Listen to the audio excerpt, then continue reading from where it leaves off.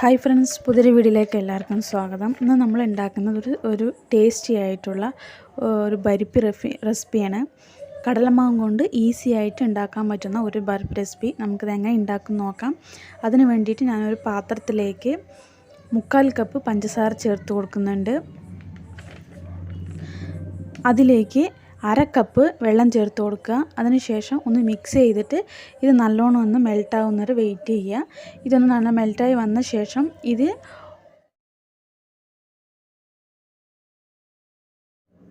ഇതേപോലെ നൂൽ പോലെ ഇങ്ങനെ വരണം. ഈ ഒരു സ്റ്റേജ് എത്തുന്നത് വരെ നമ്മൾ നല്ലോണം തിളപ്പിച്ചെടുക്കുക. അതിനുശേഷം നമുക്ക് ഫ്ലെയിം ഓഫ് ചെയ്ത് ചൂടാറാൻ വേണ്ടി മാറ്റി വയ്ക്കാം. ഇനി ഞാനൊരു പാൻ അടുപ്പിൽ വെച്ചിട്ടുണ്ട്. അതിലേക്ക് 1/2 കപ്പ് നെയ്യ് ചേർത്ത് കൊടുക്കുക.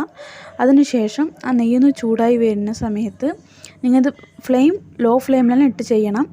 നെയ്യ് ചൂടായി വരുന്ന സമയത്ത് ഇതിലേക്ക് കടലമാവ് 1 കപ്പ് ഞാൻ ചേർത്ത് കൊടുക്കുന്നുണ്ട്.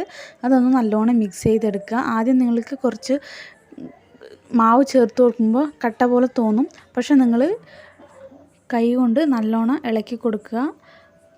മാവ് ചൂടാവുമ്പോൾ അത് നല്ല ലൂസായിട്ട് വരും.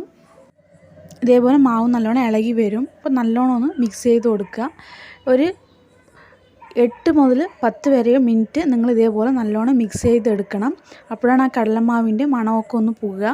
അത് നല്ലോണം ഒന്ന് മിക്സ് ചെയ്ത ശേഷം ഇപ്പോൾ ഞാനിപ്പോൾ 8 മിനിറ്റ് കഴിഞ്ഞ ശേഷം നല്ലോണം ഇതേപോലെ ലൂസായി വന്നിട്ടുണ്ട്. ഈ സ്റ്റേജിൽ നമ്മൾ ആദ്യം എടുത്ത് വെച്ചിട്ടുള്ള പഞ്ചസാരയുടെ ആ പാവ് ഇതിലേക്ക് ചേർത്ത് കൊടുത്ത് നല്ലോണം മിക്സ് ചെയ്തെടുക്കുക. അതിനുശേഷം ഒരു 2 മിനിറ്റ് ഇതേപോലെ ഒന്ന് കുക്ക് ചെയ്തെടുക്കുക. ലോ ഫ്ലെയിമിലിട്ടിട്ട് കുക്ക് ചെയ്തെടുത്താൽ ഈ ഒന്ന് പാത്രത്തിൽ ഒട്ടാണ്ട് കിട്ടുന്ന ആ ഒരു പരുവം വരും. നെയ്യ് തൊട്ട് വെച്ചിട്ടുള്ളൊരു പാത്രത്തിലേക്ക് ഞാനിത് മാറ്റി കൊടുക്കുന്നുണ്ട്. അതിനുശേഷം ഒന്ന് ലെവൽ ചെയ്ത് കൊടുക്കുക. ഒന്ന് ലെവൽ ചെയ്ത് കൊടുത്ത ശേഷം ഇതിൻ്റെ മുകളിലേക്ക് ഞാൻ കുറച്ച് നട്ട്സ് ചേർത്ത് കൊടുക്കുന്നുണ്ട്. നിങ്ങൾക്ക് ഏത് നട്ട്സ് വേണമെങ്കിലും ചേർത്ത് കൊടുക്കാം. ഞാനിപ്പോൾ ഇവിടെ കുറച്ച് ബാദാമും കുറച്ച് പിസ്തയും രണ്ടും കൂടി മിക്സ് ചെയ്തൊന്ന് പൊടിച്ചെടുത്തതാണ്. അത് ചെറുതായിട്ടൊന്ന് അതിൻ്റെ മുകളിൽ ചേർത്ത് കൊടുക്കുന്നുണ്ട്. നിങ്ങൾക്കിത് ഓപ്ഷനിലാണ്, വേണമെന്നുണ്ടെങ്കിൽ ചേർക്കാം.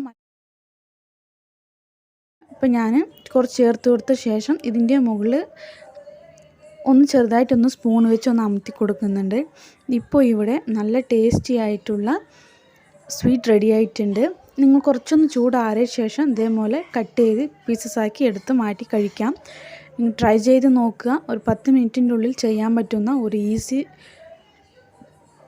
ഈസി ആയിട്ടുള്ള ഒരു സ്വീറ്റ് റെസിപ്പിയാണ്.